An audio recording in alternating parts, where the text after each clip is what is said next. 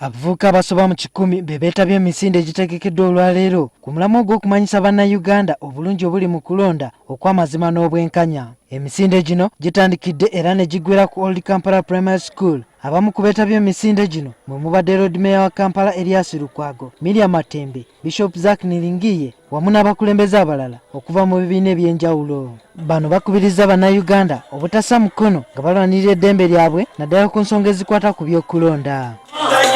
Twagala ekitongole ky'ebyokulonda ekyetongodde gavumenti n'ogaana mwagala tugende mu nsiko. Let's be serious. The time is gone. The time is gone.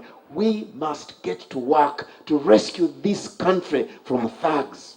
Government ewulirize bannayuganda ebintu bibaateeka ebintu bibaagala mu mateeka g'ebyokulonda. Bano wabula balumiriza poliisi obutakkiriza bannayuganda kweyagalira mu ddembe lyabwe ery'obwebange kyokka abali mu buyinza ne balekebwa okukola buli kibasanyusa. Kaihura to know and hear that this is what we want all the time. Whether it is Bukenya doing a rally, whether it is Mbabas with his rally, whether it is whoever BSJ with his rally, they are all Ugandans. Ye President wa FDC Mugisha Muntu asabye bannayuganda bekkiririzeemu okusobola okuleetawo enkyukakyuka gye beetaaga mu ggwanga.